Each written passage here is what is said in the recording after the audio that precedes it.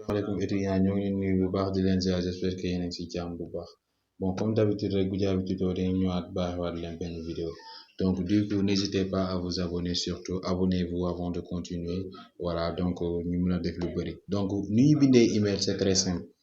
da ngeen di dugg seen adresse email baa ma dugg foofu noonu lañ soo leen duggee seen adresse email patiente leen mu ñëw. Voilà, soo leen duggee seen adresse email lu leen di njëkk a gis baa ma dugg fii notifié ma xool donc surtout foofu soo leen bëggee envoyer message nii ngeen di def da ngeen ñëw ba fii fii fi bind nouveau message fii nii xaaral ma essayer ko entourer xool voilà fii nii lu ngeen di gis nii fii nouveau message foofu la quoi. Voilà, du coup foofu ngeen mën a bës pour recevoir les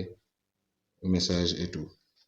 foofu noonu ngeen mën a bës pour ngeen mën a envoyer message dama juma. Voilà, donc xaaral ma j'ai quelque chose à vérifier. Donc du coup soo leen bëggee réclamation comme ni ma leen ko waxee rek da ngeen di ñëw soo leen duggee seen adresse email fii ngeen di ñëw nouveau message soo leen bësee nouveau message ngeen bind fii déjà gis ngeen fii ci kaw à partir de ci kaw fu ngeen di gis nii fii ci kaw fii nii seen adresse email moo fay nekk directement que ce soit sur l'ordinateur que ce soit avec le téléphone mobile. Donc fii gis ngeen A bu ñuy bind fii A bu ngeen di gis nii A bii nii foofu ngeen di dugal adresse email koo leen koy envoyé. Il s'appelle comment insa@uvs.sn gis nga déjà ñëw na ma bës ko su ma ko bësee ma bës fii objet c'est demande de réclamation bind demande bi moom j'espère que yooyu yéen ñëpp mën ngeen ko. Voilà, donc demande bi ba moom laa essayé coller nii parce que dama ko bindoon.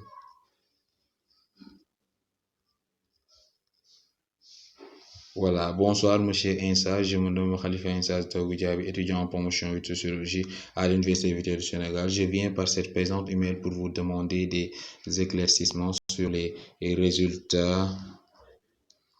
de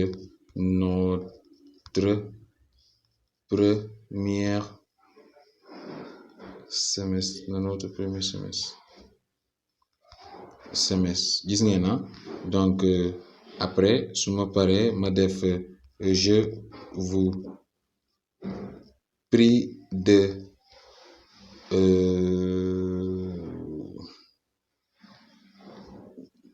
me recevoir et de m'éclaircir